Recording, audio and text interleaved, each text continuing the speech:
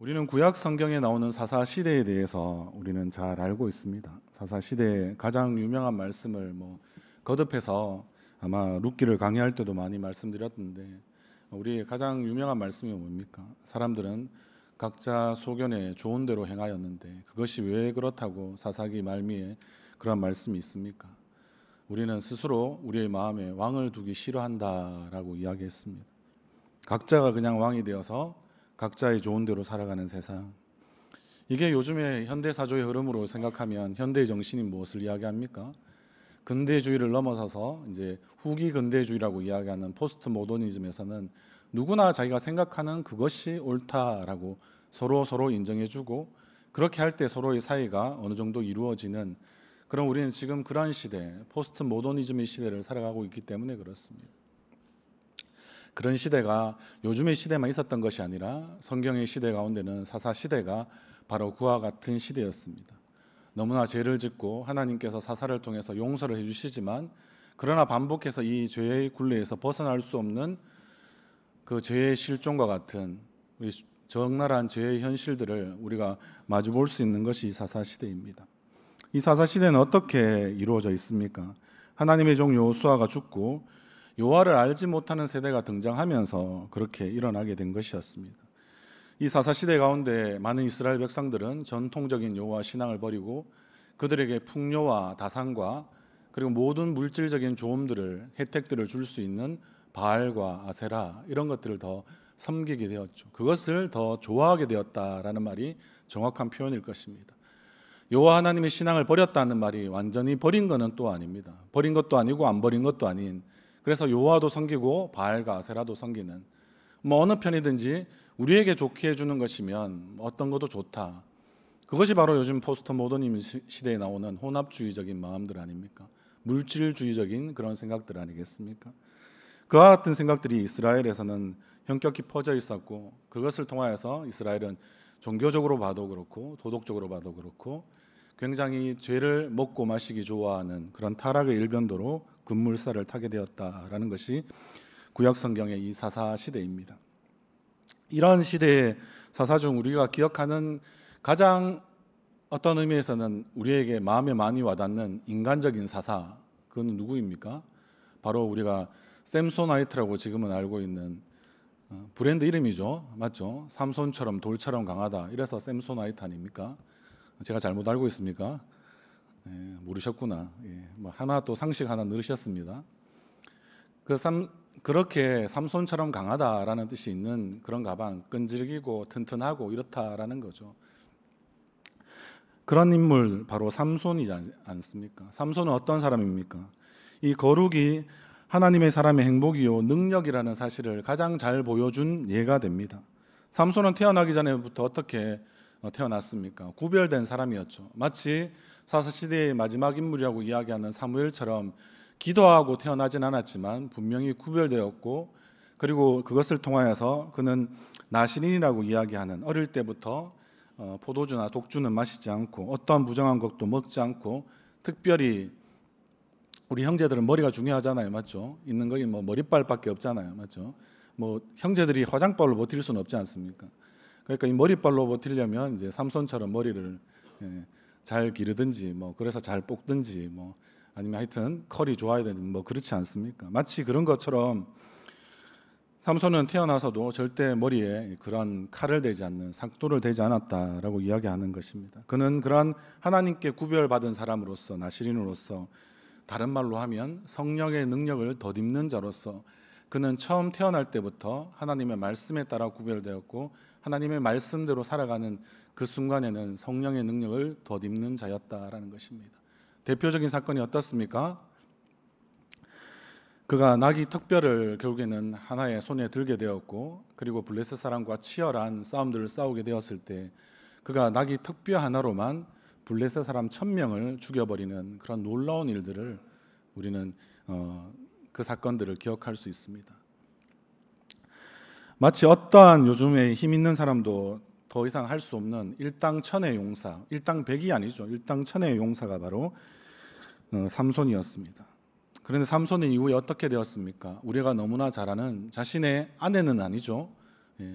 유명한 뭐 뮤지컬도 있고 영화도 있고 한데요. 드릴라라고 하는 그 여인의 유혹에 빠져서 결국에는 자신의 머리에 칼을 대지 않아야 하는데 결국에는 머리에 칼을 대어버리는 그러한 일들이 결국에는 있게 되고 그의 머리카락이 잘리면서 성령의 능력이 떠나가 버리는 그러한 안타까움에 빠지게 되고 그것에만 끝나는 것이 아니라 사람들은 이때다 싶어서 삼손의 두 눈까지 뽑아버리는 그런 비참함의 가운데 있었던 사람, 바로 그 사람이 삼손이었습니다.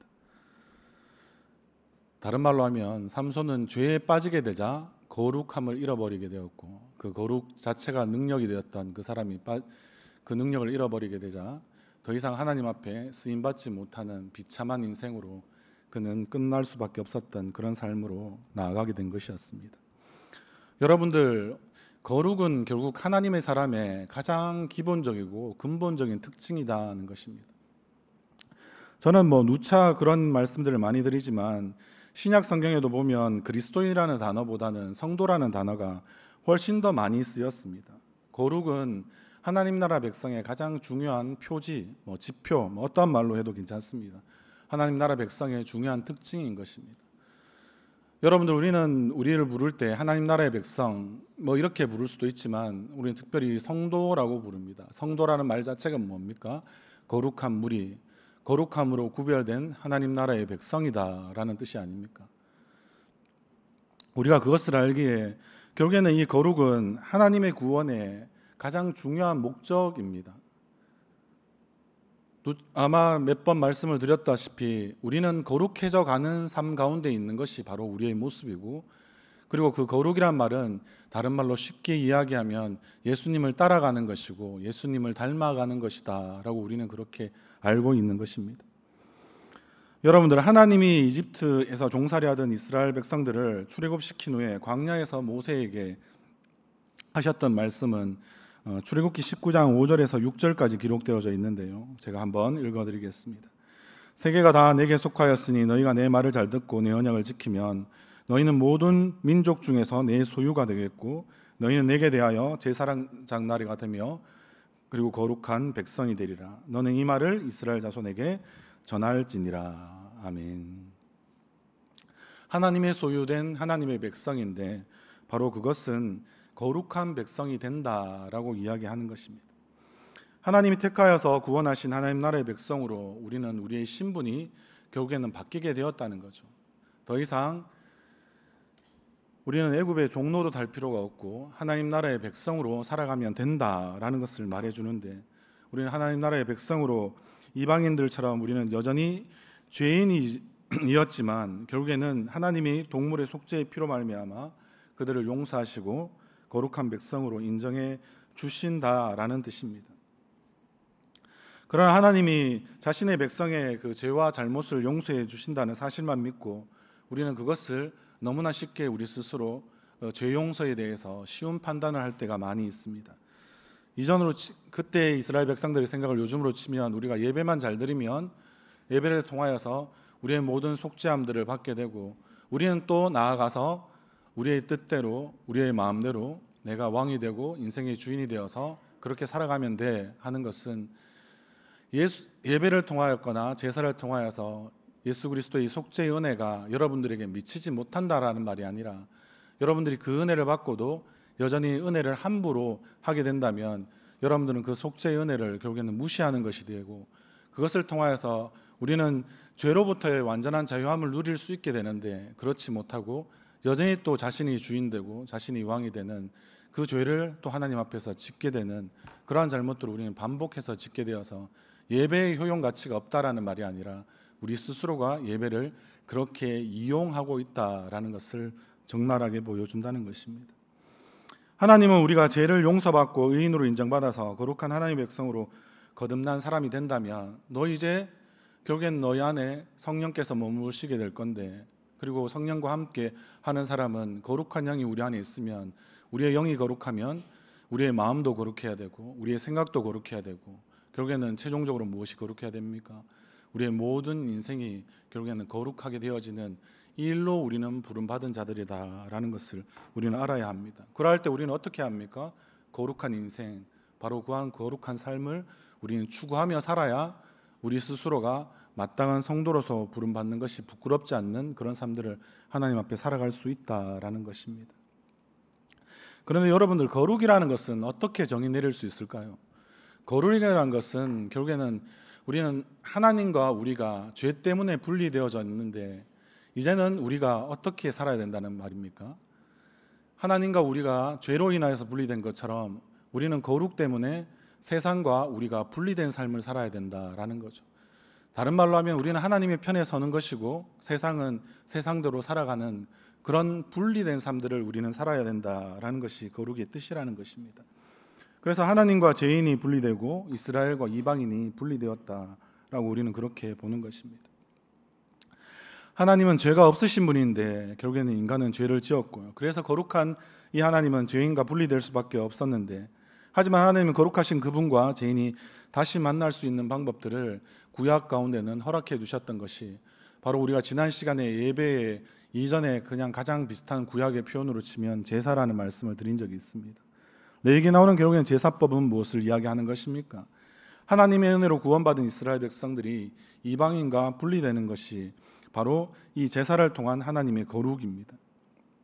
그리고 주변 나라들과 또 이스라엘 백성들이 삶의 행동 양식이 레위기에 나오는 율법의 한 절 한 절의 말씀을 통하여서 완전히 다른 삶의 태도를 보여주는 것이죠. 청년기 때 우리는 가장 많이 이 분리됨을 표현할 수 있는 방법 중에 하나가 한국 기독교에서는 무엇입니까? 술을 마시지 않는 것이죠. 술을 마시지 않음으로써 어떻게 합니까?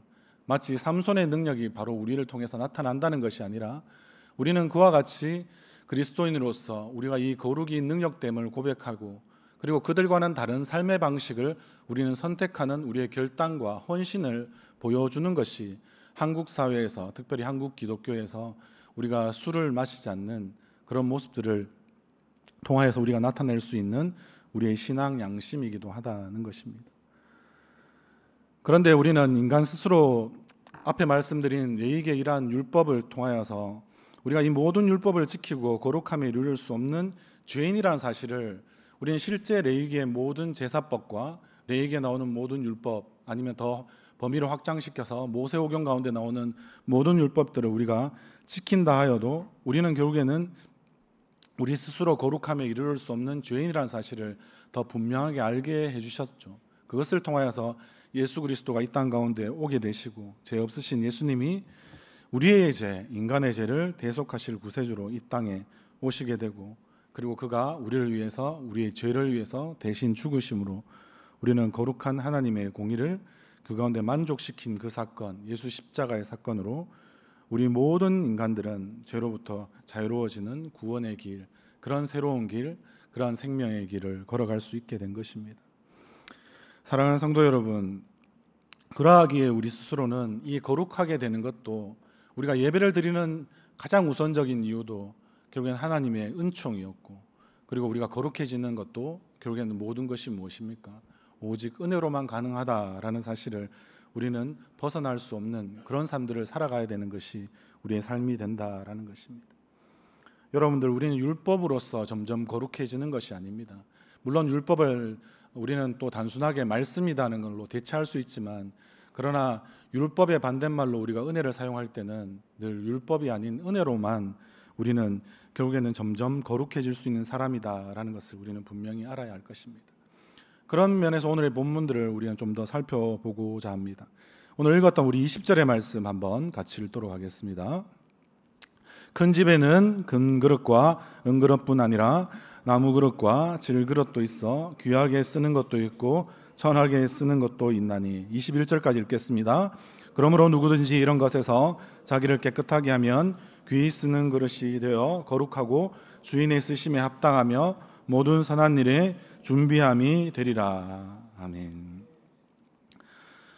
여러분들, 세상 사람들이 찾으려고 하는 그런 그릇은 어떤 그릇입니까? 보통 명품, 아까 가방에 대해서도 한번 이야기했겠지만, 그러나 우리는 명품 그릇도 있다는 걸 여러분들이 잘 알지 않습니까? 그릇 자체가 좀 귀하고 우리가 좋으면 우리 세상 사람들처럼 우리가 생각하기 쉬울 때는 어떻게 합니까? 그 그릇도, 귀한 음식은 귀한 그릇에 담겨져야 된다, 우리는 그렇게 생각해서 가치적으로 오늘 성경에 나오는 금그릇, 은그릇이 훨씬 더 질그릇보다는 앞서 있다라고 우리는 생각합니다. 그러나 하나님 나라에서는 과연 그럴까요? 오늘 말씀은 그렇게 기록되어 있지 않습니다. 하나님 나라에서는 우리는 어떤 재료로 만들어진 그릇이냐가 크게 중요한 것은 아닙니다. 금그릇은 금그릇대로 쓰임새가 있을 거고요. 은그릇은 은그릇대로, 나무그릇은 나무그릇대로, 질그릇은 질그릇대로 아마 차별이 결국에는 없다라는 것을 이야기하는 것입니다. 중요한 것은 무엇입니까? 우리의 토기장애가 되시는 하나님께서 우리를 어떠한 그릇으로 만드셨냐라는 것은 그것이 금그릇, 은그릇, 나무그릇, 질그릇 그런 것은 아무런 의미에서의 그 종류의 구별은 큰 의미가 없는 것입니다. 중요한 것은 무엇입니까? 우리 스스로가 결국에는 어떠한 그릇으로 우리가 어떠한 상태에 있는 그릇이냐가 훨씬 더 중요한 문제이다라고 성경은 지금 말해주고 있기 때문에 그렇습니다. 여러분들 그 죄라는 단어의 정의를 내려보면 죄라는 것은 어떠한 목적에서 벗어나 있는 상태, 관역에서 화살이 잘 그 가운데 맞춰지지 않은 상태, 이런 것들을 결국에는 이야기하는데요. 쉽게 말하면 하나님의 목적이나 뜻에 벗어나 있으면 바로 그것이 죄라는 것이죠. 아담과 하와의 그러한 그들의 원죄도 결국에는 무엇입니까? 자신의 분수, 자신의 위치, 자신의 질서를 모르고 결국엔 하나님과 같아지려고 하는 그런 모습이 그 가운데 있었던 거죠. 오늘의 그런 이야기로 이야기하면 어떻게 이야기할까요? 아담과 하와가 자신의 그릇됨이라는 이 말씀을 들었으면 아담과 하와는 어떻게 반응할까요? 왜 하나님 저를 질그릇으로만 만드셨습니까? 왜 은그릇이나 금그릇으로 만들지 않았습니까? 그렇게 하나님께 똑같이 우리가 질문하지 않았을까요? 오늘 모든 사람들이 마치 그와 같은 것입니다. 우리가 살아갈 때 자꾸 주변 사람들과 비교하고 그리고 그 비교를 통하여서 우리가 열등의식에 빠지고 열등의식이 좋은 것이 아니니까 결국에는 그 생각들이 많아지고 하면 우리를 우울하게 만들고 그리고 더 이상 우울을 벗어날 수 없으니까 내가 좋아하는 어떤 것을 즐기자 싶어서 우리가 좋아하는 어떠한 것에 계속해서 집착하게 되는 그런 중독의 상태까지 우리가 나아가는 요즘의 청년들의 모습들을 우리는 많이 볼 수 있습니다. 왜 그렇게 됩니까? 결국에는 비교에서 시작되는 것은 무엇입니까? 왜 나를 이렇게 이런 집안에 이런 곳에 태어나게 했습니까? 라고 결국에는 묻는 것이고 왜 나에게는 그만큼 부모님의 도움이 없습니까? 지원이 없습니까? 우리는 또 그렇게 물어볼 수 있는 거죠. 그런데 그런 질문이 단순히 부모님을 향한 질문이라고 여러분들이 이제는 생각할 수 없지 않습니까? 이 자리는 부모님 앞에 나와 있는 자리가 아니라 하나님 앞에 나와 있는 자리니까. 그러면 부모님을 향한 그 질문은 고스란히 하나님께서 우리 하나님은 잘 들으시는 하나님이십니다. 여러분들이 기도할 때만 듣는 것이 아니라 여러분들의 원망과 불평까지도 하나님은 친히 들으시는 분이십니다. 그 이야기를 하나님께서 들으시지 않겠습니까? 그러면 그렇게 하나님께서 들을 때 여러분들에게 뭐라고 이야기하겠습니까? 생명은 부모를 통해서 주었지만 그들의 모습과 모양들을 다 지어갈 때는 그것은 하나님의 고유한 방법으로 하나님의 일하심으로 여러분들을 그렇게 지은 것이었습니다. 그것에 대해서 내가 왜 금그릇이 되지 못하고 요즘 표현으로 치면 금수저가 되지 못하고 아니면 금수저가 안 되었으면 은수저라도 되어야 되는데 왜 나를 질그릇 같은 흙수저로 만들었냐고 우리는 쉽게 원망하고 불평할 수 있는 것입니다. 그럴 때마다 우리는 어떻게 생각해 보아야 합니까? 우리의 지금 하나님의 목적과 뜻을 잘 모르는 단계에서는 우리는 그러한 원망과 불평이 우리의 삶 가운데 터져나올 수밖에 없는 거죠. 그리고 하나님이 우리를 통해서 행한 모든 일하심, 다른 말로 하면 하나님이 우리를 위해서 섬기고 사랑하고 돌보시고 했던 그 모든 것들을 우리가 모른다면 우리는 그렇게 쉽게 말할 수도 있는 것입니다. 그러나 여러분들 한번 생각해 보십시오. 여러분들이 세상에서 비교하고 열등의식에 사로잡혔던 그런 모든 생각들이 하나님 앞에 잘못된 것이었다. 여러분들은 그러한 하나님의 목적과 뜻에 벗어나 있었다라는 사실을 우리가 알 수만 있다면 우리는 다른 생각과 상상을 해볼 수 있지 않겠습니까? 이 세상의 모든 사람들이 전부 금그릇이라면 여러분들 어떻습니까? 금그릇을 누가 가치 있다고 의미 있다고 그렇게 인정해주고 그렇게 하려고 하겠습니까? 여러분들이 부엌 찬장에 다양한 그릇을 진열해 놓기를 좋아하면서 왜 하나님의 찬장은 여러분들 생각할 때는 한 종류만 있어야 된다라고 생각합니까? 다양한 것을 우리도 좋아하지만 우리보다 훨씬 더 다양한 것을 좋아하셔서 세상 모든 만물을 만드실 때도 각기 종류대로 각기 모양대로 만들어내시는 그 하나님의 놀라운 창조의 섭리를 여러분들이 조금만 이해하고 믿음의 눈으로 들어서 그 이면을 우리가 통찰하고 바라볼 수만 있다면 여러분들은 우리는 그런 이야기를 전혀 할 수가 없죠. 우리가 다양한 것을 좋아하는 만큼 우리 하나님은 더 다양한 것을 기뻐하시고 그것을 가치 있다고 칭찬하시는 분이시기 때문에 그렇습니다. 여러분들, 하나님은 그래서 공평하신 분이십니다. 질서 있게 모든 것을 만드는 창조주이십니다. 세상을 그러한 질서와 조화 가운데 하나님이 만들어내셨다라는 것을 우리가 인정할 때 우리는 비로소 우리의 자리에 맞게 우리가 지음받았다는 사실을 이해합니다. 다른 말로 하면 모든 피조물은 각자의 자리가 있다라는 것이죠. 그리고 더 이면으로 우리가 생각해 볼 것은 그러한 우리의 자리에 우리는 어떻게 할 수 있을까요? 감사할 수 있게 됩니다. 여러분들, 이 그릇 일명 이 토기가 어디에 있어야 가장 빛날 수 있는지는 누가 가장 잘 알겠습니까? 여러분이 가장 잘 알겠습니까?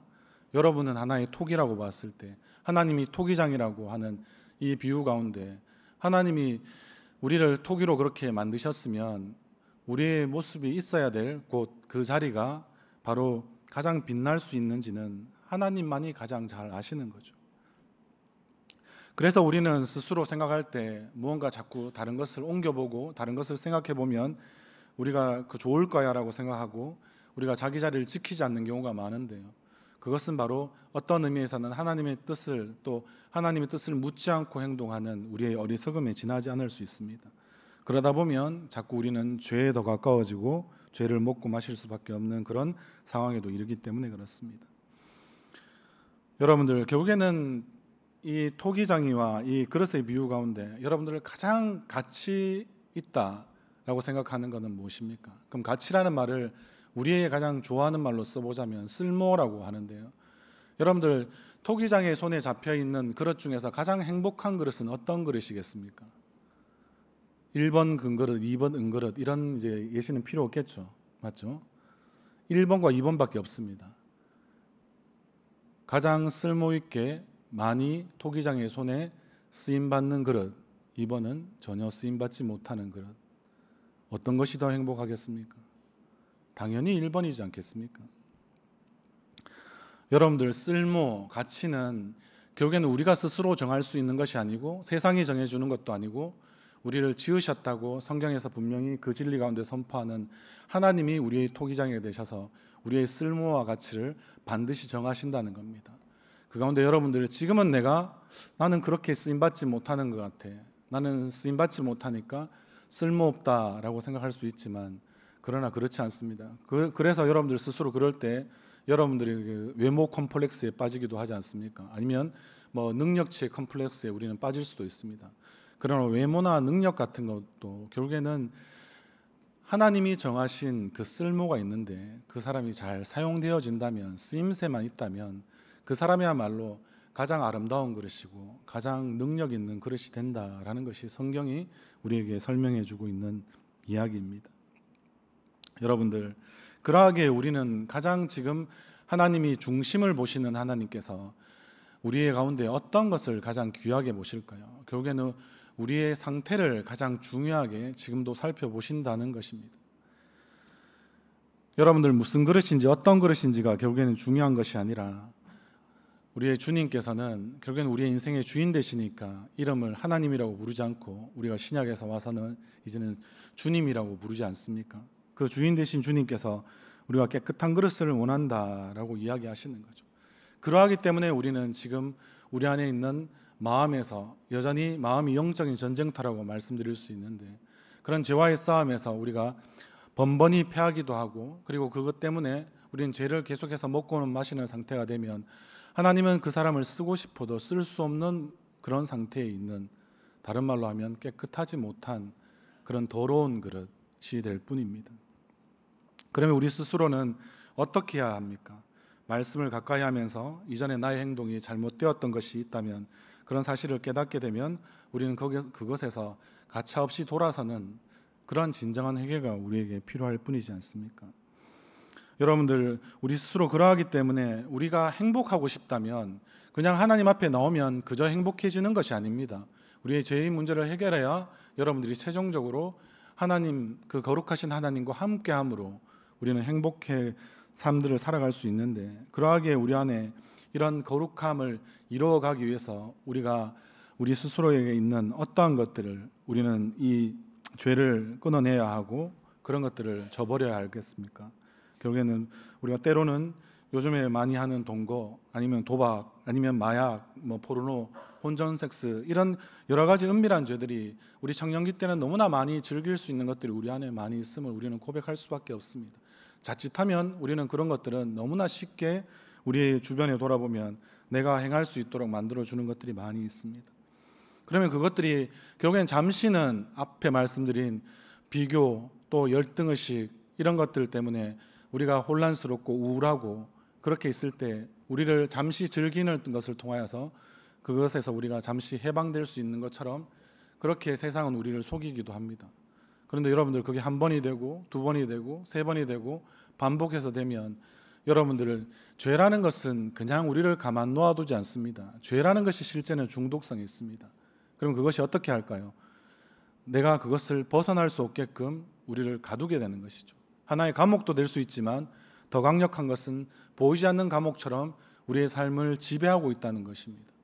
말씀도 우리를 다스릴 수 있고 지배하지만 여러분들, 죄도 우리를 끊임없이 그와 같은 여러 가지 모양으로 우리를 얽어매고 결국에는 죄가 우리를 보이지 않는 감옥처럼 지배하게 된다라는 것입니다. 그렇기 때문에 심리학적으로 말하는 이 중독이라는 문제가 여러분들이 그 청년기 때는 훨씬 더 중요한 문제로 많이 다가오게 되기 때문에 그렇습니다. 여러분들, 그렇게 되면 어떨까요? 마치 삼손처럼 되어버리는 거죠. 겉으로 볼 때는 사람이 멀쩡하고 덩치도 좋고 힘도 좋았을 겁니다.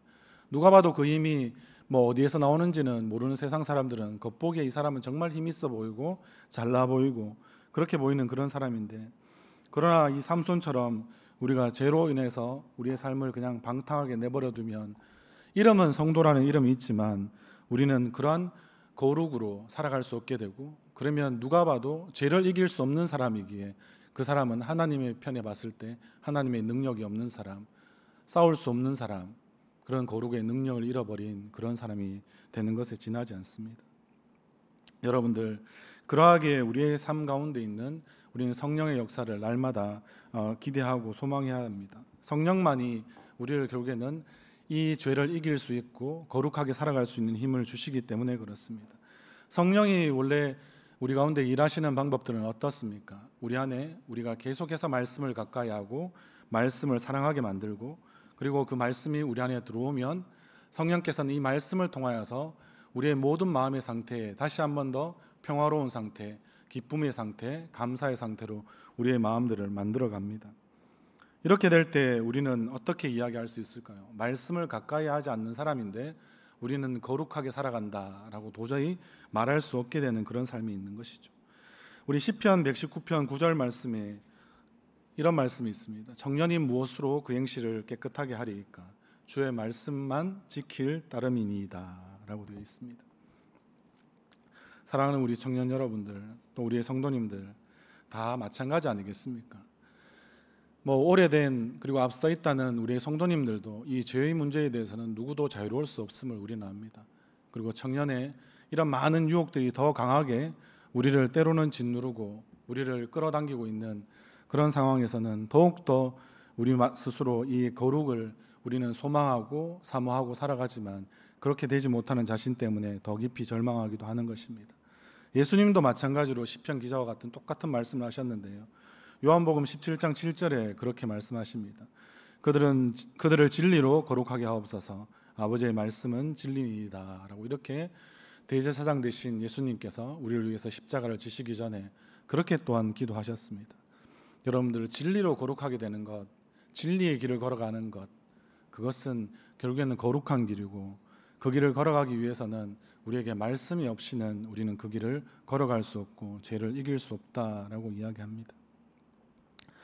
여러분들, 우리는 요즘 시대가 마찬가지입니다. 우리가 죄를 이기는 것에 너무나 취약한 시대, 그리고 당연히 세상도 저렇게 죄가 넘치는데 우리 안에 그 정도의 죄는 짓지 않고 내가 살아가면 우리는 도덕적으로 조금 더 우위에 있고 괜찮은 사람이 아닌가, 그 정도에서 우리는 스스로 죄에 대한 가치 판단을 우리 스스로 내릴 수도 있습니다. 그러나 우리는 늘 기준이 우리에게 있는 것이 아니라 우리의 주인 되신 하나님께 있고, 하나님이 우리를 보실 때 거룩하다 하실 정도가 될 때 결국에는 우리의 삶은 우리가 생각할 수 없을 만큼의 그 행복과 기쁨이 넘치는 삶을 살아갈 수 있는 겁니다. 그런데 우리의 삶을 보시면 우리는 여전히 죄에 대해서는 무기력증에 빠져 있는 것이 사실입니다. 죄를 어떻게 이길 수 있는지를 우리가 방법을 안다 하더라도 우리는 하나님의 말씀을 듣는 것이 싫을 때도 많고, 듣는 것이 싫을 뿐만 아니라 들은 대로 우리가 실천하는 것은 더 힘들기도 하고 그것마저도 싫을 때가 우리의 삶 가운데 많이 있습니다. 여러분들, 우리에게 가장 중요한 것은 다른 것이 아닙니다. 이 죄를 이겨나가는 그런 삶을 우리가 오늘도 살아내야 하는 것입니다. 그러하기에 아마 인생에서 가장 중요하면서도 가장 힘든 시기가 앞에 계신 성도님들도 겪어봤던 바로 우리 청년들이 살아가는 지금 이 시기가 아니겠습니까? 인생의 설계도가 그려지는 시기이고 인생의 본격적인 기초공사가 주춧돌이 놓아져야 되는 그런 시기인데, 이러한 중요한 시기인 만큼 사단, 이 마귀가 이러한 우리의 청년들을, 이 값지고 진실하고 보석 같은 우리 청년들을 그냥 가만히 놓아두겠습니까? 어떻게든 함께 지옥 가자, 어떻게든 함께 우리가 죄로 인한 감옥으로 그렇게 너희는 살아가야지, 하나님 나라에서 그렇게 살아가면 안 돼 라고 생각하며 계속해서 우리를 유혹하는 그런 일들이 우리 가운데 많이 있게 될 것입니다. 그러하기 때문에 요즘 청년들만큼 더 바쁜 사람들이 있겠습니까? 앞에 말씀드린 게 중요한 시기니까 더 많이 무언가를 준비해야 되고 더 많이 자신을 가꾸어야 하고, 그것이 외부이든 내면이든 뭐 어떠한 것은 안팎으로 자신을 잘 만들어 가야 되는 것이 우리의 청년의 시기입니다. 그런데 그럴수록 우리는 가장 중요한 것을 우리의 삶 가운데 놓치며 살아갈 수 있다라는 거죠. 마태복음 7장 이 산상순의 제일 마지막에 나오는 비유가 무엇입니까? 결국엔 모래 위에 지은 집은 결국에는 무너진다는 거죠. 반석 위에 지은 집만 영원하다라고 이야기하는 것입니다. 이 청년의 이 중요한 기초공사와 중요한 토대가 되어지는 이 모든 것을 놓는 이 시기에 여러분들은 어디에 가장 중요함을 두고 가치를 두고 여러분들이 살아갑니까? 만약에 여러분들이 중요하고 가치가 있다고 하는 것이 유한한 것이고, 그리고 그냥 한번 모래처럼 이렇게 한번 쓰러지면은 뭐 전혀 다시 복구가 되지 않는 그런 것에 여러분들이 인생을 투자한다면 여러분들은 그것은 가장 어리석은 선택이 될 것이고 가장 바보 같은 결정이 될 것이다 라는 것을 분명히 알 수 있습니다. 여러분들, 모래 위에 지은 집과 반석 위에 지은 집은 당연히 무엇을 말하겠습니까? 말씀 아닌 것들로 채워간 여러분들의 모든 삶은 결국에는 순식간에 죄의 유혹과 파도가 우리에게 닥칠 때 마치 쓰나미처럼 그것을 다 쓸어버리게 될 것이다 라는 것을 말해주는 거 아니겠습니까? 그러나 말씀에 채운 것, 그 영원한 생명의 말씀에 여러분들이 가치를 두고 그것으로 여러분들의 인생을 다 지어간다면 그것이야말로 반석 위에 지은 집이 되어서 그것은 영원할 것이고 여러분들에게 영원한 생명이 보장될 것이고, 그리고 그 영원한 가치 가운데 가장 일시적인 행복이 아니라 영원한 행복을 누릴 수 있는 그런 삶을 여러분들에게 주게 될 것입니다. 여러분들, 그러하기에 우리가 그러면 우리의 개인으로 혼자서 이 말씀을 붙들고 과연 살아갈 수 있을까? 여러분들이 그런 생각을 하시잖아요. 우리 스스로 내가 뭐 성경 일독하고 성경 공부하고 성경 말씀들 많이 채워서 외우고 하면 내 스스로 내 혼자서 하면 그거 잘 될 거야. 그렇게 마치 우리가 뭐 고시 공부하듯이 여러분들 뭐 공무원 어떤 시험 치듯이 마치 딱 정해놓고 내가 그 점수만 넘으면 하나님께서 보실 때 너 합격, 너 인생 내가 책임져 줄게, 이렇게 하나님이 우리 뭐 성경고사 치듯이 지금 우리에게 말씀 실력을 요구하거나 말씀을 여러분들 마음 가운데 두기를 원하시는 것은 아닙니다. 오늘 우리 22절의 말씀 같이 읽고 오늘 말씀 마무리하도록 하겠습니다. 또한 너는 청년의 정욕을 피하고 주를 깨끗한 마음으로 부르는 자들과 함께 의와 믿음과 화평을 따르라. 아멘. 여러분들 어떻다고 이야기하고 있습니까? 인생에서 결국에는 가장 중요한 것은 만남이다 라고 오늘 22절의 전반부를 여러분들은 그렇게 읽어낼 수 있겠습니까? 어떠한 만남이 중요합니까? 하나님과 제대로 만나는 것도 중요하죠. 예배의 자리를 통하여서. 그럼 예배를 마치고 난 다음에 우리는 무엇을 합니까? 우리 안에서 우리 청년부는 따로 뭐 각자의 또 부서별 모임들을 가집니다. 뭐 우리 성도님들을 치면은 사랑방 모임을 가지는 거나 똑같은 거죠. 왜 여러분들 그런 소그룹 모임들, 거룩한 소수의 모임들을 여러분들 계속해서 해나가야 할까요? 여러분들, 우리가 가지고 있는 그냥 말씀을 우리가 알았다, 오늘도 말씀을 내가 들었다, 내가 들은 이 말씀에 대한 들음과 또 나름대로 해석과 적용들이 정말 우리 안에서 다시 한 번 더 검증되고 걸러지는 시간들이 여러분들 언제라고 생각하십니까? 여러분들이 돌아가서 집에서 곰곰이 생각해 보는 걸로 그것이 과연 괜찮을까요? 그렇지 않습니다. 함께, 주를 오늘 표현으로 치면 깨끗한 마음으로 부르는 자들과 함께라고 이야기하고 있습니다. 무엇이 의로운 것인지, 무엇이 믿음이 합당한 것인지, 무엇이 사랑스러운 것인지, 무엇이 다른 사람들과 끊임없는 그런 아름다운 교제와 화평을 이룰 수 있는 것인지를 우리는 어떻게 해야 합니까? 우리가 지금 소속되어 있는 우리의 사랑방이나 때로는 우리의 전도의 모임이나 아니면 여러분들의 부서별 모임을 통하여서 여러분들 스스로 말씀을 들은 것으로 그치는 것이 아니라 내가 날마다 이 말씀을 듣고 이 말씀을 어떻게 좀 말씀대로 살아볼까 고민하고 살았던 그런 흔적들을 가지고 다음 주에도 와서 내가 그렇게 살고 싶었는데 이만큼 내가 살아봤다, 아니면 그렇지 못했다 라는 것을 통하여서 서로 때로는 격려해주고 도움 주는 그런 모습들이 우리 가운데 많이 있어야 합니다. 저는 그런 것을 요즘으로 치면은 멘토링 모임이라고 이야기할 수 있는데요, 바울에게는 바나바와 같은 멘토링이 있었습니다. 여호수아에게는 모세의 멘토링이 있었고요, 다윗에게는 아둘람 공동체, 자신이 도망자 시절을 보내고 사울의 칼날을 피해서 그리고 사울 때문에 압제당하고 피해를 입었던 많은 사람들과 함께하는 그 아둘람 공동체의 모임을 통하여서 다윗은 멘토링을 받았습니다. 그리고 나라를 잃고 떠났던 그런 많은 바벨론 포로의 시기에서도 어떻습니까? 다니엘에게는 세 친구들이 있었고 세 친구에게는 그런 다니엘이 있었다라는 사실을 우리는 잘 기억할 수 있어야 합니다. 여러분들, 그러하기에 우리는 어떠합니까? 하나님 앞에 쓰임 받는 사람이 되고자 하면 우리가 날마다 우리가 가진 말씀들을 가지고 해석하고 적용하고 나누고 그리고 그 말씀대로 살았는지를 서로 점검해주고 서로 돌아보고 좀 더 이렇게 살아갈 수 있지 않았느냐, 때로는 위로해주고 격려해주고 힘주는 여러분들의 조그만한 그런 거룩한 소모임들, 거룩한 소수들이 우리에게는 반드시 필요합니다. 그런 사람들은 우리 또래의 모임만 필요한 것이 아니라 우리는 지금 청년연합으로 또 모여 있으니까 청년기 때 앞서 있는 우리의 선배들, 또 때로는 우리의 후배들, 때로는 우리의 동기들이 우리의 삶 가운데 그러한 서로의 선한 영향력들을 먼저 끼치는 그런 말씀의 영향력들이 우리 가운데 있을 때 우리 스스로가 어떻게 될까요? 정말 거룩한 삶들을 우리가 살아갈 수 있고 내가 주님을 닮아가는 삶들을 살아가고 있는지를 내 옆에 사람들이 봐주기 때문에 내가 잠시 흔들리더라도 제자리를 찾아올 수 있습니다. 여러분들, 그러하기에 여러분들 독불장군식으로 여러분들이 내가 낸데라는 생각으로 여러분들이 살아가면 사회에서도 그런 사람들은 원하지 않습니다.